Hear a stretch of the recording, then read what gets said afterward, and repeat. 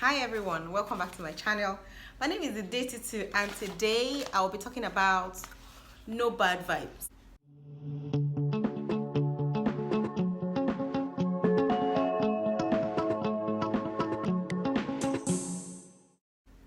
Look guys, we're no longer children, right? And I'm at a point in my life where I don't want any bad vibe or energy around me. I know you hear that a lot these days, but really, what does it mean to not have any bad vibes around you? So on today's video, we're going to be talking about how to eradicate people with bad and toxic behaviors around you and how, to identify these toxic behaviors. Don't go anywhere, keep watching. Bad vibes is just bad energy around you. Like, you want to stay fresh, you want to stay young, you have so little time in this world and in this life to actually care so much about what people of no relevance say about you that you want to protect your space and your circle. Like, you don't want people to just think they can dump their garbage. Everybody's walking around with one garbage or another and just looking for where to dump it because they are angry. And for every time you give a reaction to what people are giving to you, you are just accepting their vibe. And it's all the energy that affects the toxins in your body. That's where toxic people come from. You need good toxins to keep you fresh, to keep you young, to make you happy, to make you smile, to make you, want more out of life, to preserve your joy and happiness. So who are these toxic people? I'm going to give you a list of 10. The definition is people that don't have any reason to be happy around you and they just bring bad energy your way. So these are people that always carry bad news. They are very angry. You're always doing chest to help them anytime you go out. Or they refuse to pay for what they buy, expecting you to pay. They are very manipulative. Anyway, let me just give you the list of 10 so that you can choose. And if you have a friend that has 5 is too much, 3 or 4 of these traits, I pity you, your space is not clean. So number 1, people with chronic anger. These people, they can get angry. They don't think of the repercussion before they act. They just act. They get both of you in trouble. Sometimes they will beat both of you safe, you come back. Or sometimes you need to protect them outside. So you're always using your energy to protect them. 2, chronic sarcasm. Those friends that they're just savage for no reason. Like, everything you do is sarcasm. So sarcasm is quarter to insults. This one, there's sarcasm that is just play, very playful. But there's sarcasm that is quarter to insult. That one is chronic. Like, instead of telling you look good, they're like, this one that you're looking like this today. Now, wow, who does you shirt? If they say that out to you once, that's okay. They're saying or you say something like, I went to ShopRite. Who give Jero money? They're just always sarcastic and saying to you, you are not good enough. And you can read it in their voice. Disparaging humor. Everything to them is funny. Their humor is not even on point. They're just laughing at other people. They see a poor person, they laugh at the person. They see somebody with one leg, instead of being sympathetic, they laugh at them. They just have humor that's just off point. It's just off key. It's not what we're talking about right now. You just bring that humor to belittle somebody else, or to belittle the situation, or to make light of a very serious situation. Number 4, they have a mindset that can't be changed. So when they make up their mind about something, they are not changing for it. I'm not saying on values. I'm saying on, maybe, let me give you an example. They have heard something about someone, but you know this person well as well. And you're saying, give this person a chance. It may not just be what you think. They're like, no, they want the way they do that one. They just have a mindset that can't be changed. They just want to hold on to their beliefs, even though these beliefs are not right. Yes, the most obvious one, they have a very controlling nature. They try to control what you wear, how you think, what you say, what you don't say. And when you don't behave the way they expect you to, they throw a tantrum. Excessive insecurity. They are insecure about everything. Oh, where are you? Oh, we met that guy together yesterday. Oh, are you with that new girl? They're just insecure about how they carry themselves, about things they say, about what they do. And when you that have self-esteem, you are just in your space, they call you proud and arrogant. Alpha. It doesn't mean that because someone is secured and okay with who they are, it doesn't mean that they are proud and arrogant. Number 7, extremely opinionated. I used to be like this. I used to have an opinion for many things, not everything.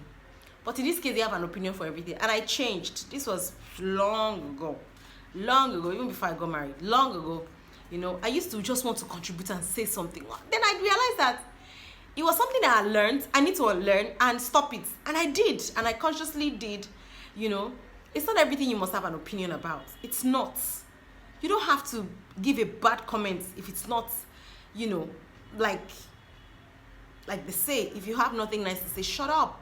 I introduce you to a circle. You're trying to impress. You have an opinion with everything they are doing, with their shoe, with the way they carry their drink, with the way they hold their Bible. You have an opinion about the church. You have an opinion about the school. You about everything. You know, it's sometimes you want a friend that is not just yada yada yada yada yada yada in your head. You know. Number 8, the manipulator. These guys can manipulate, like, and they would make you feel like they're coming from a place of love.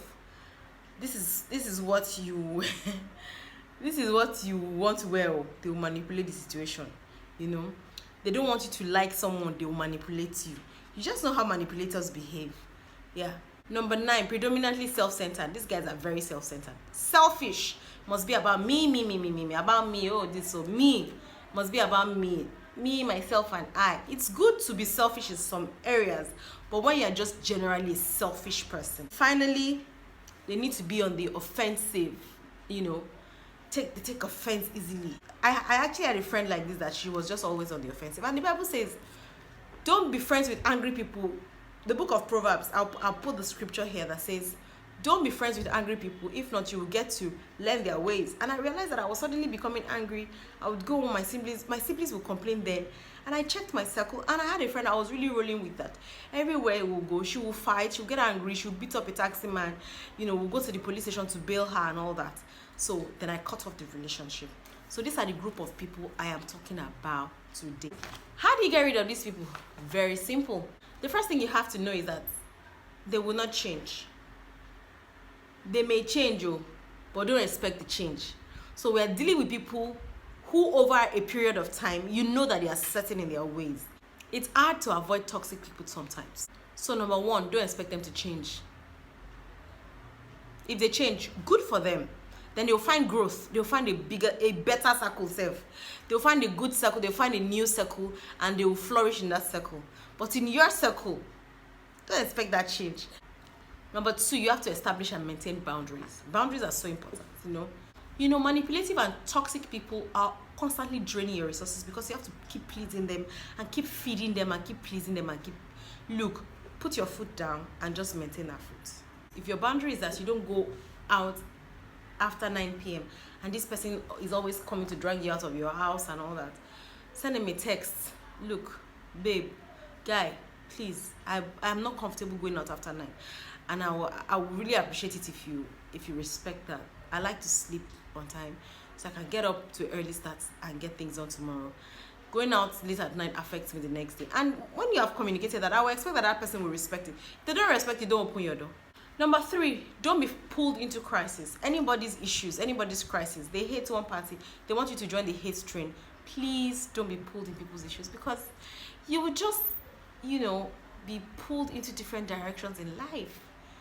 There are things to do and enjoy and be grateful for. Don't be pulled into people's issues. And because toxic people always make you feel like they need you, because they're always in crisis. They always need you. They will need you, and you'll be feeling like, well, let me go and help. You pull there, you be pulled there. But you should also know that these crises are their own making, not your making. So why are you joining to pay for the crisis? Don't let anybody keep pulling you. I'm not saying if your friend is in trouble, don't get him out. You should. But if your friend is in trouble, out of 10 days, they're in trouble for 7 times, and you need to bail them out for 7 times. Your friend is a troublemaker. Yes. Friend is a troublemaker. And you see, toxic people deliberately create drama to get attention. That's another thing. They like drama and attention. So after they've created the drama, they never know how to clear up the drama. So don't be the dustbin and the cleaner to always come and be cleaning up somebody else's drama. Number 4, focus on the solution. What's the solution to what's at hand? Solve it and move on. Because they always have things to make you sad about.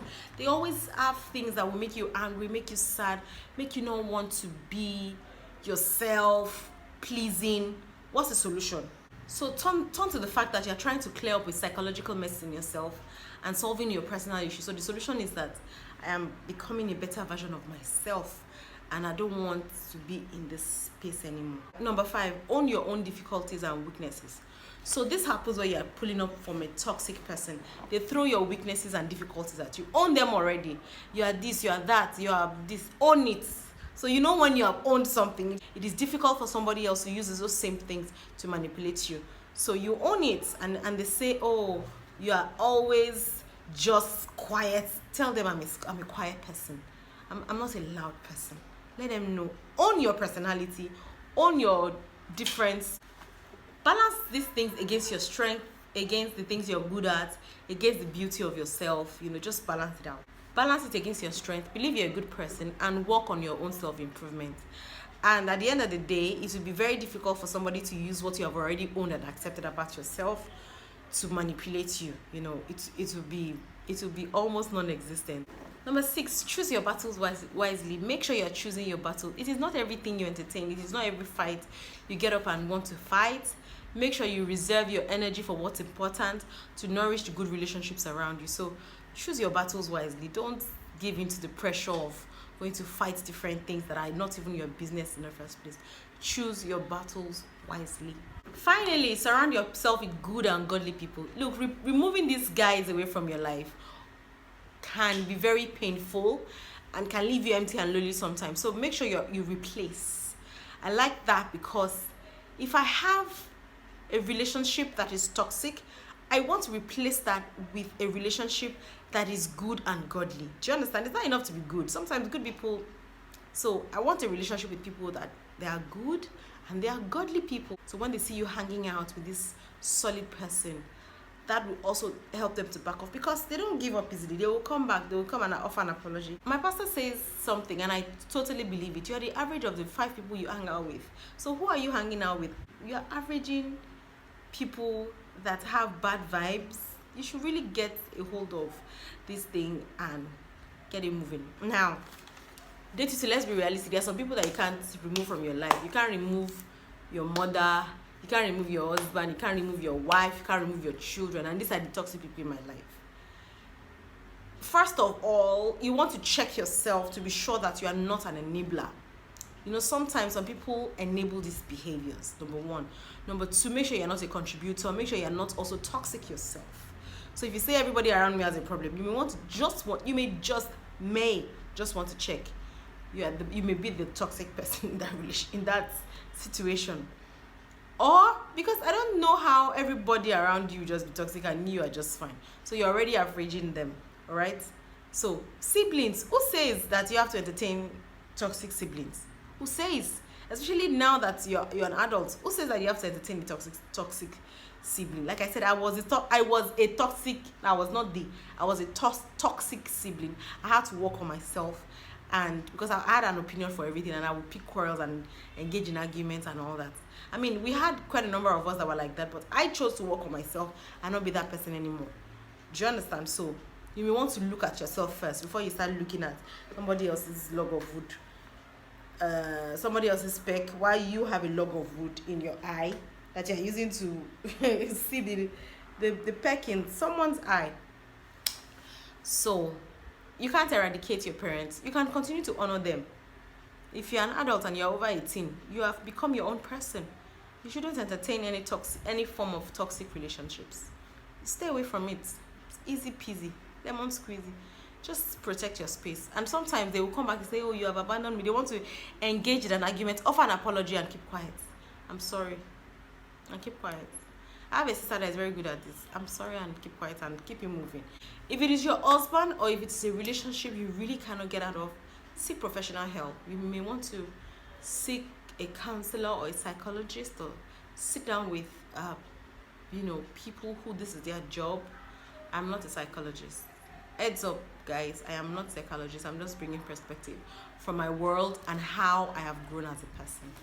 Okay, so don't forget to like, share, and subscribe if you like this channel. And my name is The Day Tutu. Share this message.